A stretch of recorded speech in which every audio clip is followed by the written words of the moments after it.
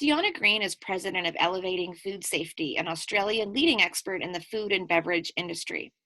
Green has worked in the industry for 28 years and an international auditor, consultant, and trainer. Dijana, take it away. Thank you, Laura. Thank you, Exemplar Global and our listeners. It's a privilege for me to be here today to share insights and experience with you. My topic today is going to cover how can you guarantee a successful audit for a win-win result. Okay.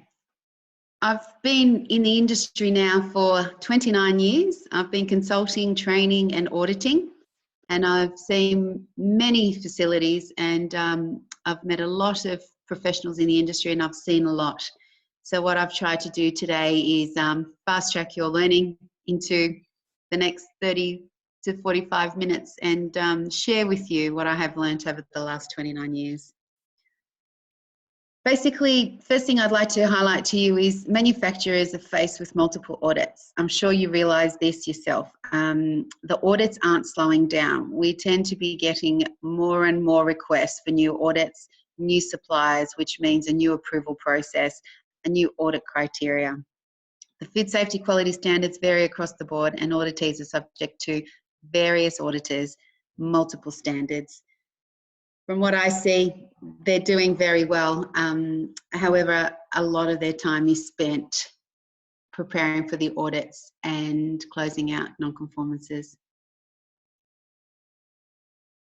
With the different experience, knowledge and skill set that the auditors are bringing, basically the audit style that the auditor has and the knowledge that comes with them is what I think can lead to guaranteeing a win-win situation.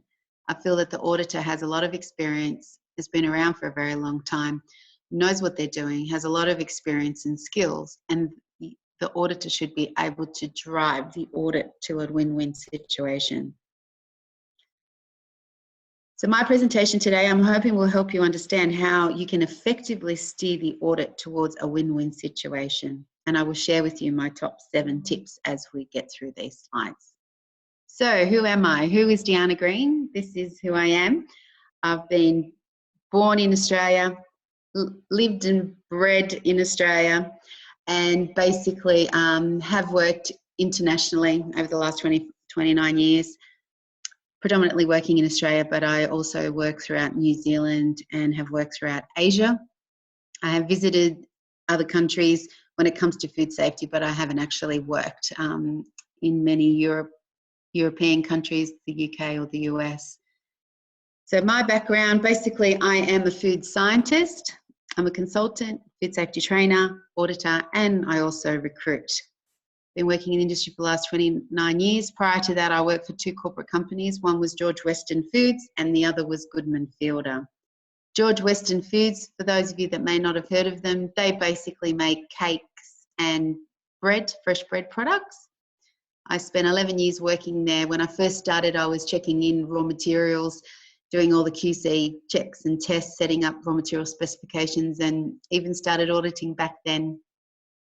And after 11 years of quality work, and which was also very hands-on operational work, I was poached by the competitor, Goodman Fielder, again, who were bakers producing fresh bread.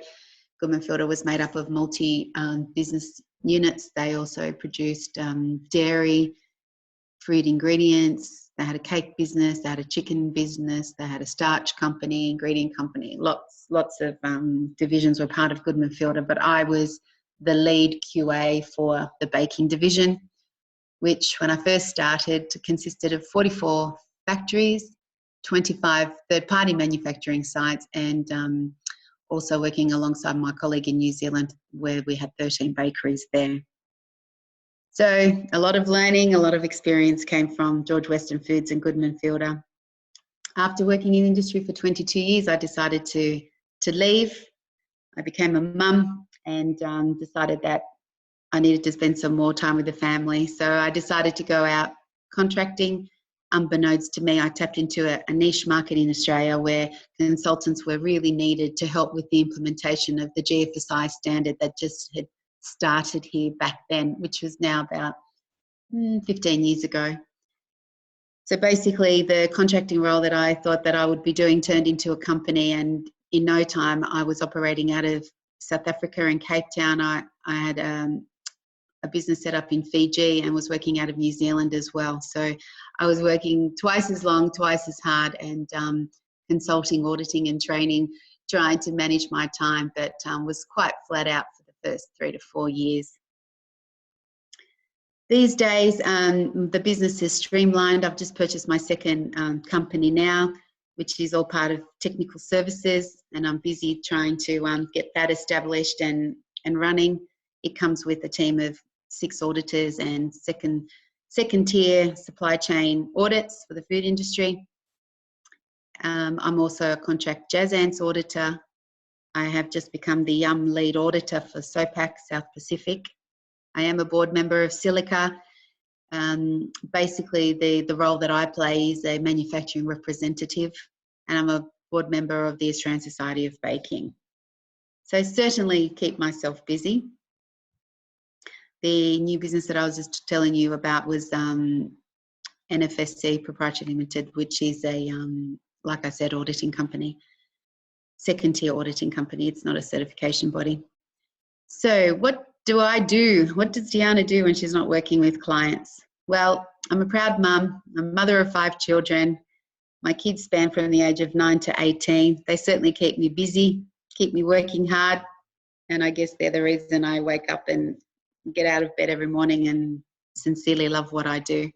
Been in the food industry now for 29 years, and I don't know life without it. But when I do have some downtime, I do like to spend quality time outdoors with my family. I really don't have much time for anything else. So it's the kids, my husband and I, and we've planned some fun activities just to be able to recharge. I'm sure you will understand how I feel. We all work very hard, and just to be able to do things that we enjoy when we have time out is quite important, and certainly something we need to factor in.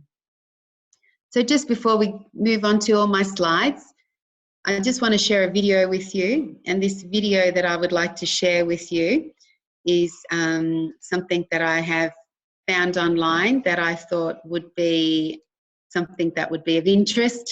It's a Jerry Seinfeld snippet that I'd like you to hear. I'll just press play now.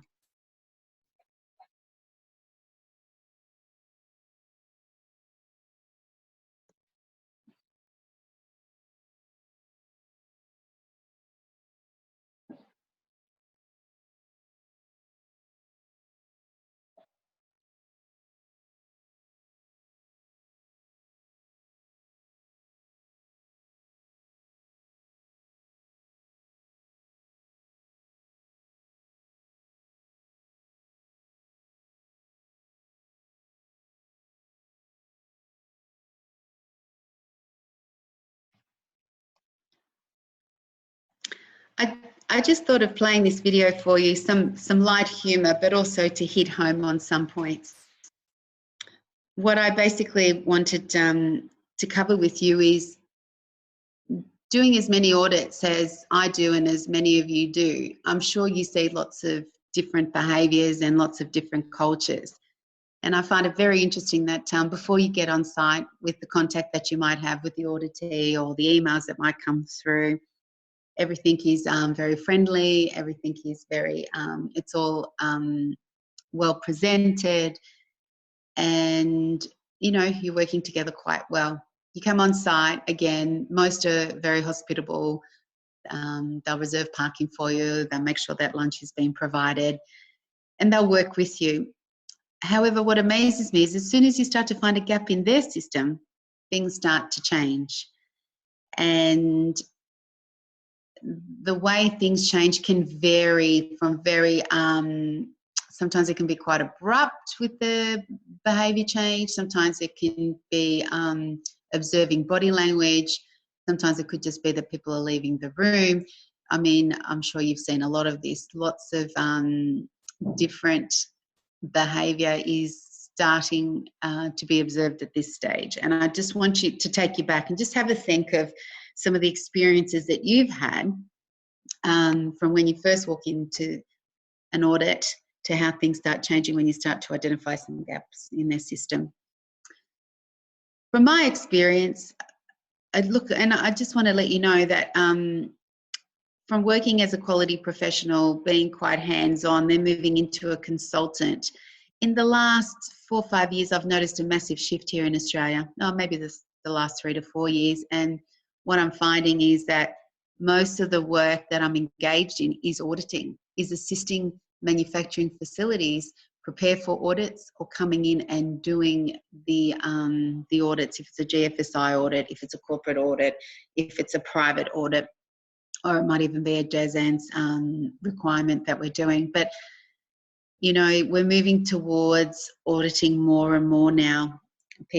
Companies are starting to invest their money into either conducting audits more frequently or preparing sites or training quality professionals how to conduct successful audits.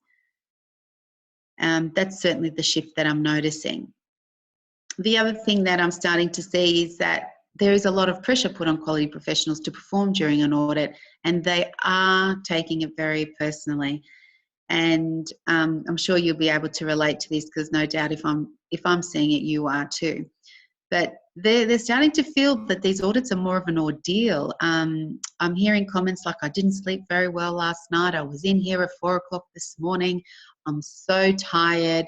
I'm just constantly being audited. And I guess if they continue to think this, it is making the auditor's job tougher if they're not mentally prepared or ready for this audit, or aren't strong enough to deal with the audit. So if you are finding this happening, then that means that, again, all more the reason that you need to drive the audit and where the audit is heading throughout the day, or the number of days you are on site. The auditee quite often makes comments highlighting that they don't think that the auditor is being helpful or keeping their spirits high.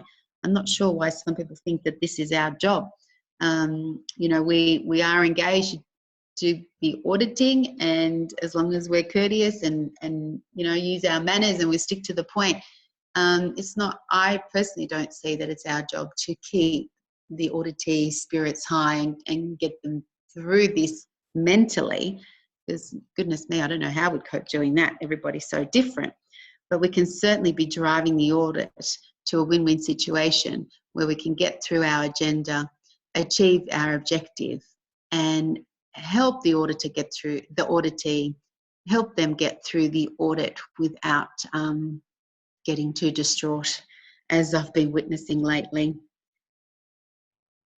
Now, there's a word here that I've used, another hit, and it's something that Jerry Seinfeld used in his video as well. Every time you find a gap or you find a non-conformance, the auditee feels like it's another hit. And by the end of the day, they're thinking that this is the worst audit ever.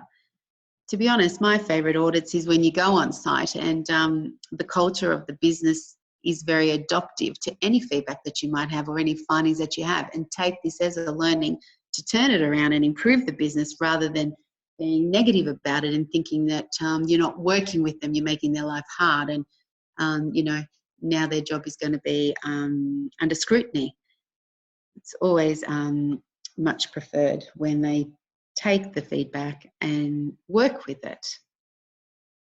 So how can we prevent so many thoughts and emotions during the day that can affect our progress and affect the way we are managing the audit? And I thought about this long and hard, and my key comments would be avoid any surprises. I mean, we all have our own style of auditing that we've adopted over the years, or that we've had our mentors teach us that we've been able to resonate with and we find quite comfortable. So we tend to gravitate to that style and that behaviour. But for me personally, what I tend to do is avoid surprises. I'm very open and very honest during the audit. I will ask questions if I see something that's not meant to be there, or something that's out of spec or not conforming. I will ask the question, give them an opportunity to explain, and try to get them to see the point that I'm coming from. So there's, you know, that there is agreement. I'm not saying that they have to agree to everything you say, because as an auditor, you will write down what you see and how you see it, particularly lead auditors, they have the final call. But for me, it's letting them know what we're seeing during the day so they don't turn around at the end of the day when you go through your closing meeting and they say, oh, we didn't know about that. Nobody told us that was an issue. So I tend to keep the audit open and honest. I avoid any surprises, and I do keep the auditee informed as the day goes on so they're aware. Okay. I also talk to the auditee during the audit. I don't sit there and just look through records and keep quiet. I tend to explain what I'm doing, what I'm looking for, or even just ask them questions to make them feel a little bit more relaxed and make them feel that I am a human. I don't think many auditees think that auditors are human. That's my take on things. But once they can relax a little bit and understand you're there to work with them on the day, they do tend to lighten up a little. So I tend to talk to the auditee during the audit, and if we're not just general chit-chat, explaining what I'm looking for or asking questions about their processes and their procedures. Okay, provide observations throughout the day. I tend to like to give them a summary during lunch or just after lunch, just so they know where we're at. And then obviously at the end of the day, a closeout. If you're on site for more than a day, as an auditor, it's up to you at what point you'd like to give them a closing summary. Not saying that you have to, but it's just the way that I operate. So I just thought to back up some of the comments that I've been making this morning, that I would like to talk to a handful of quality professionals that I work with or I'm auditing, and just ask them their thoughts about their current auditing schedule and what they are finding. I spoke to a quality manager from the bakery, and he told me that he's struggling to keep up with audits and he has no other time for responsibilities. He basically said that when an audit is finished and he goes and works on the non-conformances, another audit is due, and then he just finds himself repeating the same thing. It's just audit after audit.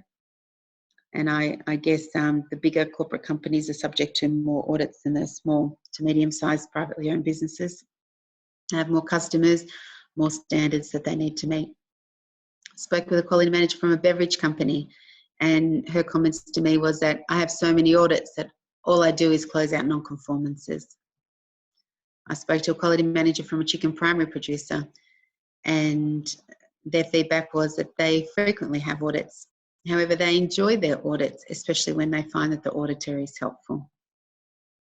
I spoke with a quality manager from a distribution company. And the national quality manager said to me, we don't mind having so many audits. We are setting up a national quality management system that will assist our team and our business during the audit. So for them, they were very proactive and very welcoming of audits, regardless of the numerous audits that they are subject to on a regular basis.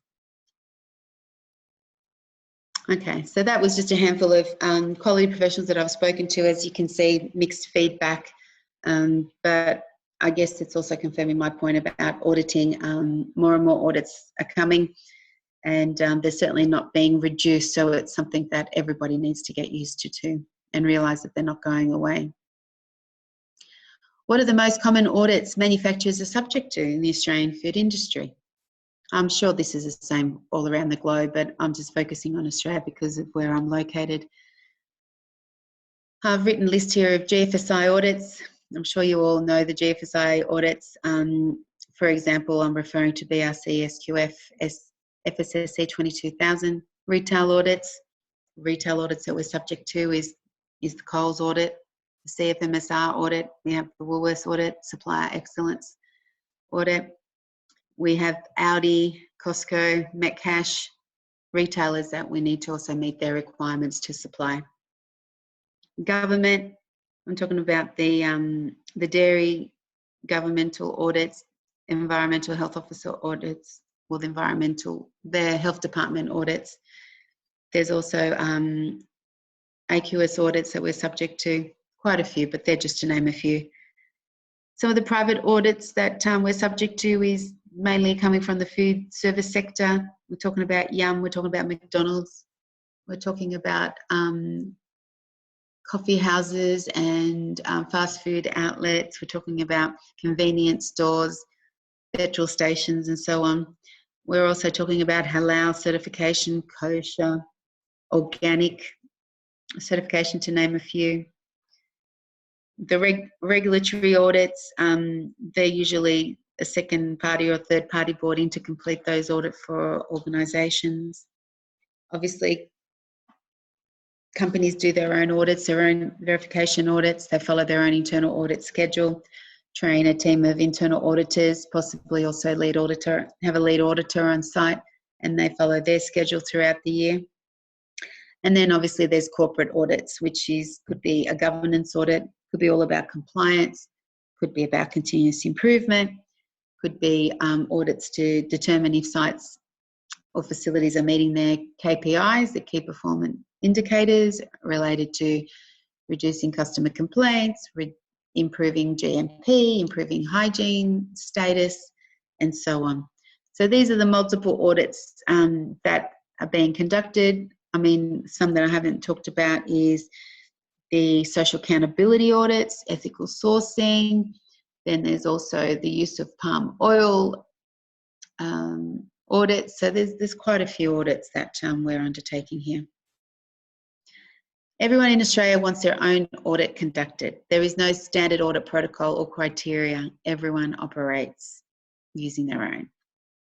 Everybody likes to operate with their own standards. So basically what this slide is saying is just like to point out to you that we here in Australia for almost 20 years now, we've been trying to get agreements to have one audit standard that meets everybody's purpose, everybody's needs, but we haven't been successful. We have not been able to achieve that. You have the retailers that want their standard. You want the food service sector that wants their standard or thinks that their standard, their criteria is the best. Then you've got your regulators. Then you've got your GFSI standards, and everybody thinks that their criteria is better than anyone else's and that other criteria don't meet their requirements. So we haven't been able to budge. Needless to say, we've tried over the last 20 years, we've tried to get a working committee together that consists of the retailers, government bodies, regulators, and the key corporate manufacturers, the key manufacturers in Australia to come together as a group and discuss and agree, but it just hasn't been able to happen. And then talking about the big corporate companies, they will have their own criteria in place and expect their suppliers to meet it. And we haven't been able to agree on having that one standard, which is why now multiple companies are subject to many audits. It's actually quite common now for audit managers or audit compliance managers to be put on. I've started to notice in many companies now that they're the people that we're meeting with conducting these audits, and their full-time job is to manage audits, do the closeouts, and work with the business preparing them for audits. Now, some might think that's a great idea, and some of you might think that it's not the way we should go with food safety culture. I won't get into that conversation right now, but it's just an observation that I have seen in the last 18 months. So how do we guarantee a win-win situation? How do we drive our audits to help us achieve a win-win situation? For an auditor who does multiple audits, I mean, for most, it's you don't want to go in knowing it's going to be a difficult day. You don't want to go in there knowing it's going to be a long day. Basically, you want to go in there and know you'll be able to get through your objectives, get through the criteria, present the report, your findings, then leave site to type up your report and send it through. And nobody likes to think it's going to be a difficult day and it's just going to be unpleasant. So I guess this is where it's important to have your strategy, to understand the different industry groups that you are going to be auditing, understanding the category, the product categories that you're going into, and the culture of these organisations, just to help you prepare. Anything you can do to prepare for the audit or even touching base with the auditee beforehand, I guess will go a long way. It will help. Okay, so my 7 steps are basically starting here with number 1, encourage. Encourage the auditee to have the key documents printed at the audit, at least 50% of them. This way, when you have documents to look at whilst the auditee is looking for other documents, or if any technical issues occur. What I find, and I also find that this slows down the progress of the audit, the timing, the timekeeping. This is a crucial one. Most companies now like to have electronic systems that are audited. Now, I don't have a problem with that as long as they can keep up with the flow, keep up with the schedule and the timing for the audit. What I do find when we are auditing, or when I am auditing an electronic system, it can't keep up with the needs of the day. When I'm auditing and I'm asking for things, either the system has frozen, the site can't find the document, they're not sure where it is, or something is not opening up, or too many documents have been opened and the system's not working. It becomes very frustrating.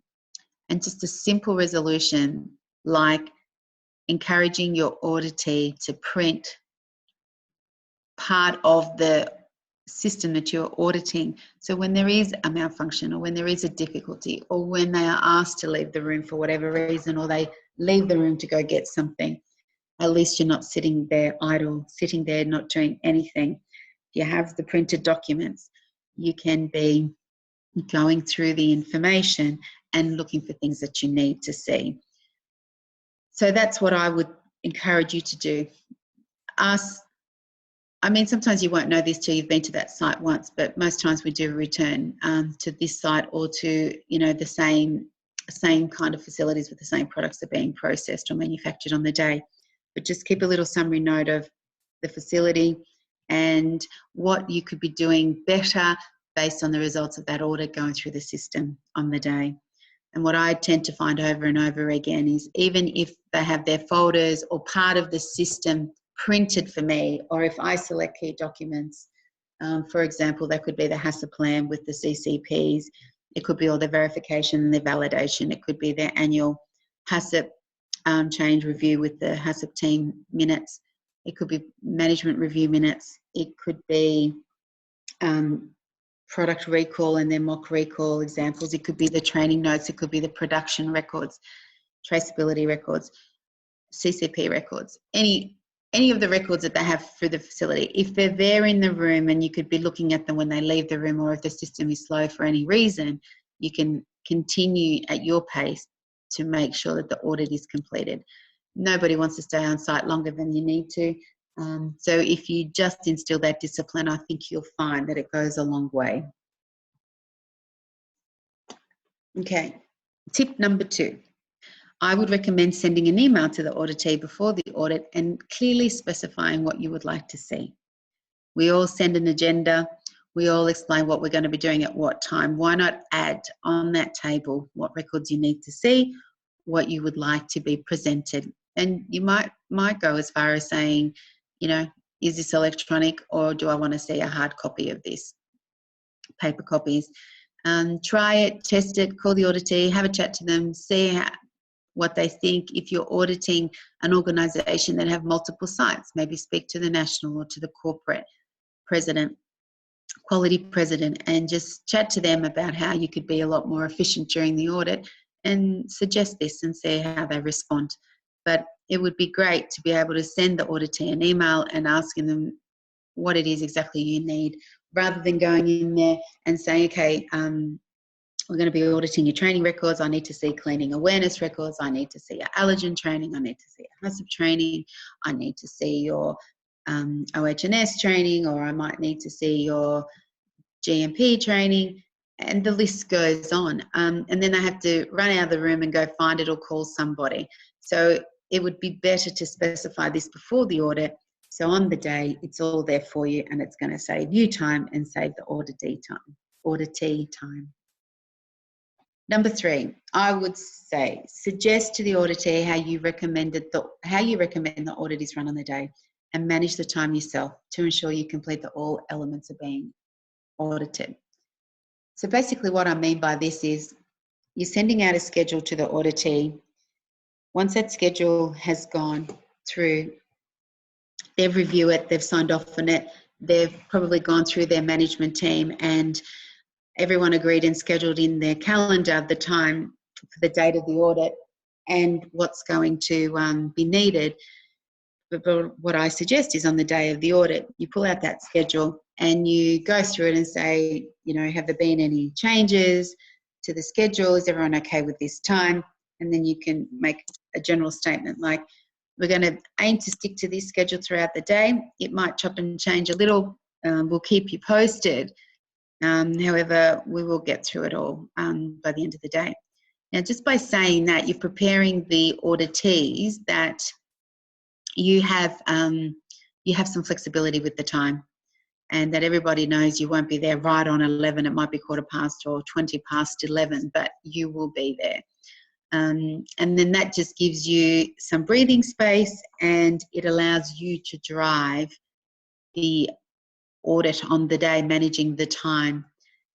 You might be going through the audit and you might realise that the product recall crisis management planning element is taking twice as long as you anticipated. However, the review of the CCP records was a lot quicker. So you need that scope on the day to chop and change parts of that agenda. At your opening meeting, when you're asking, is everybody flexible on the day, keeping in mind, just need to keep in mind those that aren't flexible. And normally I don't find many that aren't. Somebody might say to me, look, I need to be done by 4 o'clock this afternoon, and they were scheduled at 3 or 3:30. Never found anyone to sort of say, I must be done at this time. And that's always a lot better for you, because you can decide where to jump to next based on what you're finding on the audit. I mean, some people may like to stick to their schedule, and regardless if it's faster or taking longer, you don't deviate, that's fine. It might just be that some people like to get through the quickest items first, or tackle the big problems first, the bigger elements, and then work their way through. But regardless of what your style is, I always think it's good at the beginning of the day to set the scene and to let everybody know that you will be driving that agenda as close as you can to time, but allowing yourself the scope to do what suits the progress of the day. Okay. Tip number 4, praise each department being audited to run their section. This will allow the auditee more time to keep on top of everything and keep the documents and records flowing. So when I go, when I'm doing the audits, I find different things happen all the time. Sometimes I'm finding that I have one auditee. Sometimes I have a team of 3 or 4. Sometimes I have two people. But I generally find the flow of the day on the audit isn't the best when it's just one person. If I'm relying on one person to get me information, to provide me the documents, to go through the system, to do the mock recall, it becomes a very long, cumbersome day and frustrating for everybody. So what I find is best is to encourage department heads to manage their areas and to be the auditee on the day. That way, whilst, for example, if we're looking at preventive maintenance, I can be talking to the maintenance engineer while the auditee is preparing the next part of the audit, or is gathering documents, or is following up documents or records that he or she weren't able to find earlier in the day. And that just gives them a little bit more breathing space. It's also good for the auditee to have somebody with them to assist them on the day, to run after things, to get things, to check things. I find that, like I said earlier, I find if they do it on their own, it makes it a very long day, and they just can't be doing everything on their own. So tip number 5 is all about planning. Plan your audit and send a schedule before the audit so the auditee can arrange the production times for the plant. We've already touched on this a little, but know the times the line is running and where stock is stored to avoid any wasted time and long delays.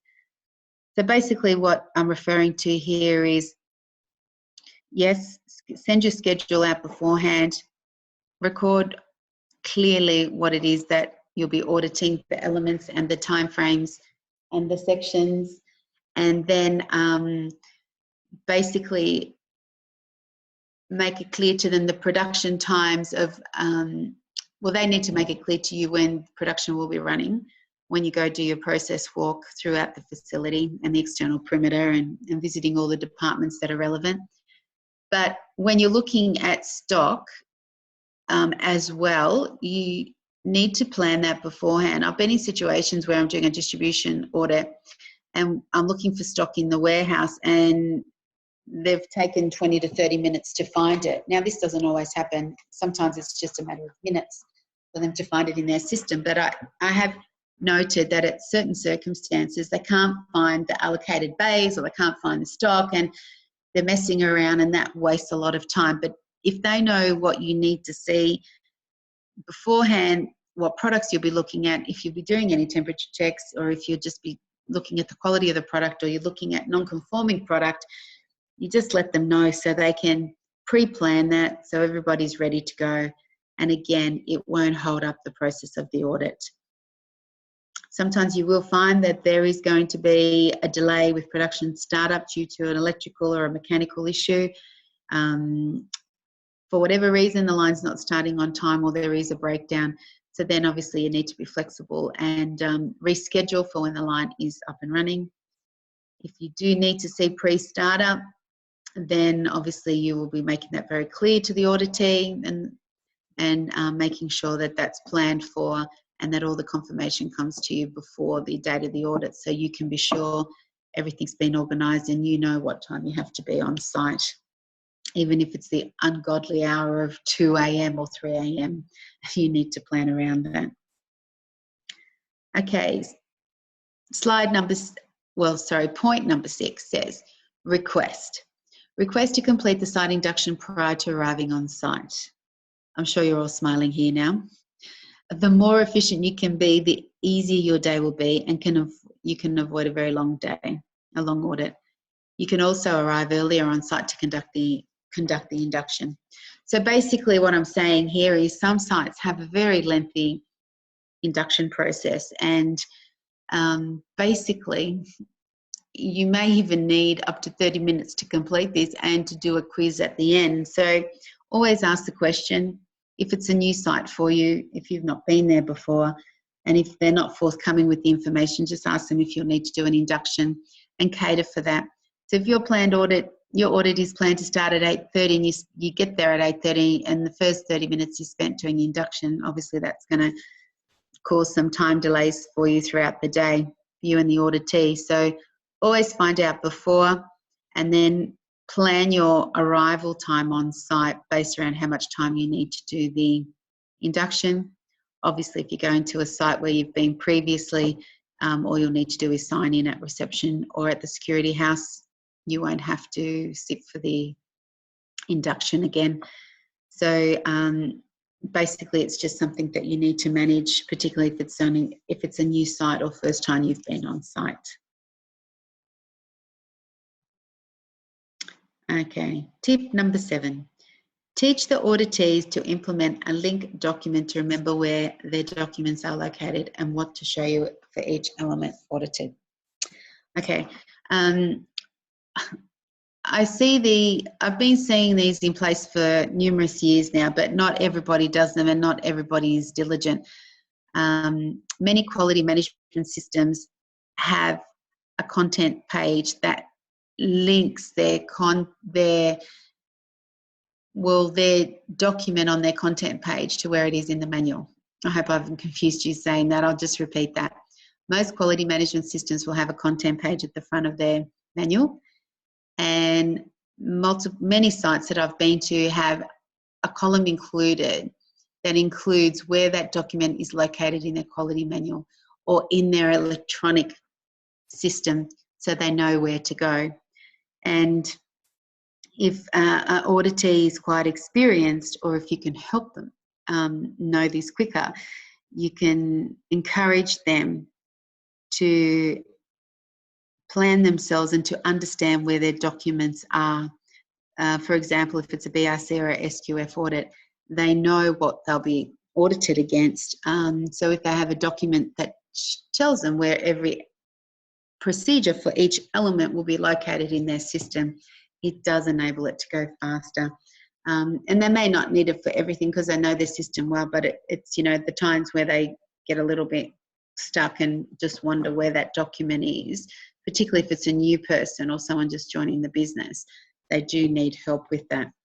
So basically that's one way that you can encourage them to know where all their documents are located and where they will find them. Okay. So for most auditors, the same type of audit rarely has the same result. And basically what I have found over the years is that the culture of the business audited will drive the result. So basically, I'm sure you know what I mean when I say this, and you've probably been through it yourself many a time. But I could be going and doing a retailer audit every day of the week to different companies, and yet the outcome of all of those audits will be different. The criteria might be the same, the elements that I'm reviewing are the same, but the results will vary. And I guess saying it like this, everybody would agree that yes, you're not going to get the same results for the same type of audit consistently. You may rarely, but it's not common, and it's certainly not been common for me. What I find is the culture of the business is what's driving the results of the audit. And it could be the culture of the executive management team, or it could be the head of quality that is driving the culture in that business. Needless to say, every business has a culture, and the culture that, I guess, you are auditing the culture as well as the criteria in the audit, and that certainly comes through it at the end. And what you see can vary greatly from business to business, even if it's auditing the same product group. And I'm sure that you can think of many examples of this right now as I'm speaking to you. For me, at the end of the day, I've been in the industry for the last 29 years. I love what I do, and I'm excited to do what I do every day. There isn't a day where I sort of leave the hotel room or leave the home or get off the plane and think, oh, I really don't want to be here today. I love the food industry. I love systems. I love food safety. I love working with people, and I love being able to make a difference and contribute in any way possible. And I guess all of this enables me to love what I do and to try my best at everything I do every time.